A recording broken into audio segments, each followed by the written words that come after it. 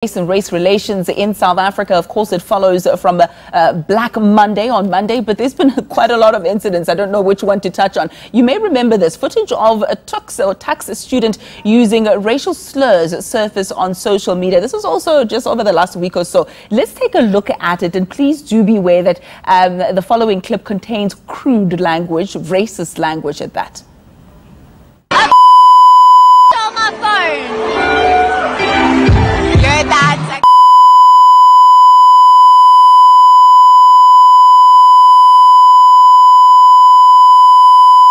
Don't play this in front of somebody. I'm painless.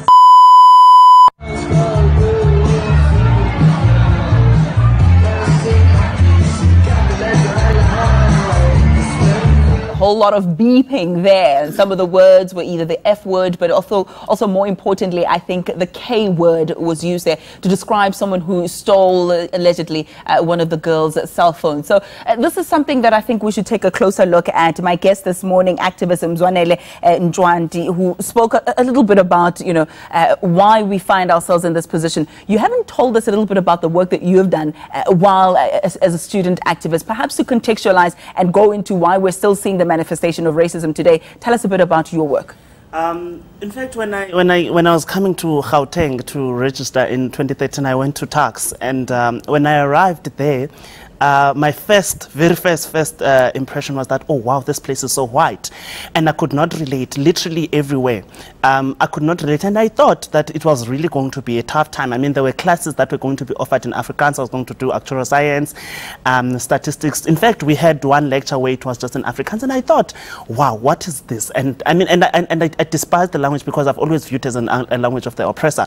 But fast forward, I then was at Wits, and I was active in student politics, and I was we rallied against the oppression and the exclusion in the system of higher education. But what comes to be very clear in South Africa, firstly, there's not been the correctness of the legacies of the apartheid. That means the equal opportunities to either job, employment, or education, and so forth. I mean, a literal example, when you go to Wits University in one day, there's the East Campus, and East Campus is famously known to be the black places place. If you are around East Campus, Matrix, Umthombo, it's a black area. If you go to West Campus, just cross the freeway, it's West Campus, and in West Campus you're going to find the white students chilling at Zesty Lemons and so forth. And even the prices of the food outlets where you're going to find the white students are different from the food outlets that you're going to find where the black people are going to be chilling. I could give you a whole story of the black child who's sitting in East Campus at the Matrix, and the white child who's sitting in Zesty Lemon in West Campus. It's a whole different story. The one who's in the Matrix is probably came from Ekatlehong in the morning, took 3 taxis to get to Wits. They probably didn't have food, and they come to the SRC and they tell the SRC that they don't have stationery, they don't have money to go back home. Sometimes they find themselves sleeping at the libraries or at the toilets because they don't have money to go home, and they're hungry. They're probably going to have a fooding scheme which we recently established now. And then in the afternoon they walk to Bree, they cross the Mandela Bridge, their phone gets stolen, they get marked, there are 20 rand that they had to take the taxi, it gets taken, and they get to Bree and they can't do anything. They find themselves lost in Johannesburg, the city. Whereas my friend who is sitting at Zesty Lemons having pizza is going to get onto the car at 1 o'clock and drive out through the Empire Gate and join the freeway to go to Joburg North or Pretoria North and take a shower, a few drinks, and so forth. So we've not been able to correct the legacies of apartheid, but correcting the legacies of the apartheid would have also meant to change ownership patterns so that you do not have the inequality being perpetuated. But in the manner that the South African economy is currently structured, is that the rich gets richer, the poor gets poor, and this is something we've been saying all the time.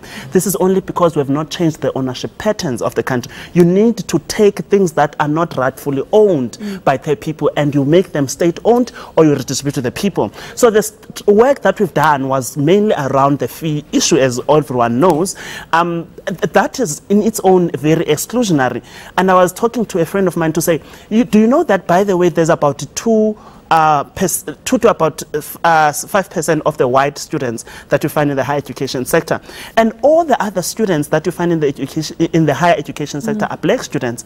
But I can tell you that 80% of them are not there on their own. They are being funded either by the government or by the bursaries. And it's really difficult to get through the system. And our fight has merely been that you must make higher education accessible and affordable and free and quality so that people can be able to participate in the economy. Yeah, we'll have to leave it there. Not yet, Uhuru, my friend. The work continues. But I have a sneaking suspicion that this is a topic that we have to revisit, especially as we go into exam mode. And of course, the fee increases at universities. It does become something that I think comes together, and it is blurred and intermingled because the personal has become political and vice versa. Let's leave it there for the time being. Joined by student activist Mzwanele Ndwandi. Thank you very much again for your time. We leave it there for the moment.